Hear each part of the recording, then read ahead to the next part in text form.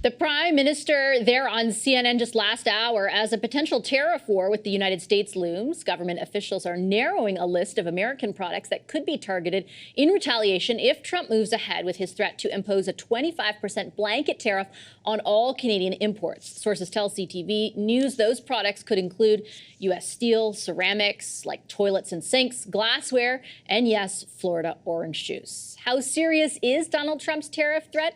And is there any way for Canada to avoid it? John Bolton was the former president's national security advisor. Hi, Ambassador Bolton. Pleasure to welcome you back to our program. Thanks for making the time. Glad to be with you.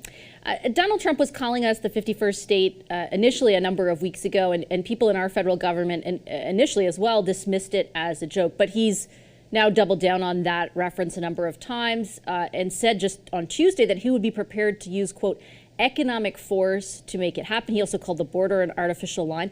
How seriously, in your view, should these comments be taken by Canada? Well, I wouldn't take them seriously. I mean, I know Trump had quite a press conference on Tuesday in Panama and Greenland and Denmark. They're very interested in as well. I think it's three separate questions that kind of get jumbled together in Trump's brain. But in fact, I think he's still trolling Canada. I think he doesn't like Justin Trudeau. He hasn't liked him since the Charlevoix G7 meeting. So he enjoys poking fun at him as Trudeau's political career ends, calling him Governor Trudeau in the 51st state. I could say congratulations. At least Trump didn't threaten Canada with military force yesterday, just economic force. So you're really in good shape compared to the others. But look, the issue here is Trump loves tariffs for reasons best known to him. And we're at risk of a self-destructive trade war being launched by the incoming administration. That really is an issue that people on both sides of the border should be concerned about it. I think with respect to everything else he said on Canada, it's hot air. How would you assess the risk of the application of those tariffs? And I ask because since the threat was initially made to apply that 25% blanket tariff on all Canadian imports, there's been an effort on the part of the federal government here to go to Mar-a-Lago in a couple instances to put forward a new plan around the border. The impression they seemed to have initially was this was about the border. However, despite putting forward that plan and even some positive words about it from the new border czar, the incoming president is still talking about the application of those tariffs. It certainly doesn't seem like he's about to say, oh, don't worry, Canada, we're not going to apply them. How do you assess the risk of the application of them? Well, I think it's very substantial. I think it's a mistake to listen to what Trump says and assume that there's a logical connection between the reasons that he says he wants to do something and what he actually has in mind.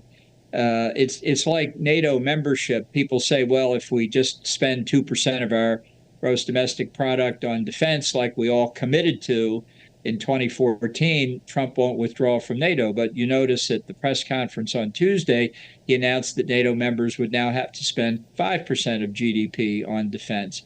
It just goes back and forth. He wants to impose tariffs on Canada and Mexico for a variety of reasons. They may have to do with fentanyl and other illegal drugs and illegal aliens coming across the border, or it may have to do with economic issues, or it may just be he likes tariffs and he wants to keep taxes down here. He doesn't understand how tariffs work. He thinks putting a tariff on goods coming across the border from Canada means Canada will pay higher taxes, when in fact it's the American importer who pays the tariff and then tries to pass that on to American consumers. He doesn't understand that. And I've been in the room when it's been explained to him, and he doesn't understand it. But he likes tariffs. And if you say, but that's not a good enough reason, remember who we're dealing with here. So is there any convincing him otherwise? Because you made that point last time we spoke as well, which is a salient one, right? Like even when presented with the evidence that the tariffs will hurt American consumers, he says, I don't agree. I just sort of reject the premise of that altogether. So is there a way for Canada to make the case through people who are around him, through other levels of government? Like what is the best approach? Well, bearing in mind what is uppermost in Trump's mind, is I think the best possible way of doing it. I'm not sure it can succeed, but what's uppermost in Trump's mind is the greater glory of Donald Trump. So if you could explain to him that it would be bad for Trump, for some reason, to impose tariffs on Canada, that would be the best argument to make to get him not to do it. Not that it would be bad for America, that it would be bad for Donald Trump. He would look bad for the following A, B, C reasons. And there's also sort of a big discussion here about what the response would look like should those tariffs be imposed, and the prospect of, as you would remember, counter tariffs during the aluminum and steel issue a number of years ago. This would all generally be more widespread. In your view, would it make a difference? I mean, there's always this discussion like bully versus bully, like how, do you stand up to a bully? Should we be talking about how Canada will retaliate rather at this moment in time? Well, I think you ought to be considering what to do, although we don't know what tariffs Trump will ultimately impose. Maybe they'll be 50%, maybe they'll be 5%. Who knows? I will guarantee you at this moment, he doesn't know. But I'd also say that, none of us have experience in a real trade war. The last trade war we had was right before the Depression, when the U.S. put the Smoot-Hawley tariffs into place.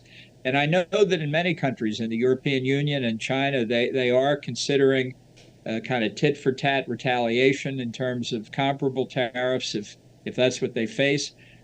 It's a lot easier to get into a trade war than it is to get out of it. This is something that's going to be mutually destructive and could have really severe economic consequences. So I wish I had something better to offer, but remember, Donald Trump said that tariff is the most beautiful word in the dictionary. Just one final question for you, because we talked about the so-called kiss the ring approach a number of weeks ago. Given the fact that he sort of doubled down on so much of the rhetoric, do you think the same approach is still worthwhile pursuing? Well, I would just say it was Justin Trudeau that went down to kiss the ring. He doesn't like Justin Trudeau. He thinks he's a Twinkie. And I mean, Canada's in a difficult position now. You don't have an election until later in the year. The Liberal Party has to pick a new leader. Trump doesn't like Chrystia Freeland either. That could help her get elected, I suppose. But nonetheless, there's the potential of an election and a change of government. So this is not going to be pleasant, I think. I wish I could be more optimistic, but Trump is on a path to put tariffs in place. We don't know what they look like. We don't know what countries they'll be against. We don't know what the rates will be. We don't know what the goods will be. But there will be tariffs, and nobody yet has figured out a way to talk him out of it. Okay, Ambassador, I'm going to leave it on that note. I appreciate your time and your insights as always. Thank you. Thanks for having me.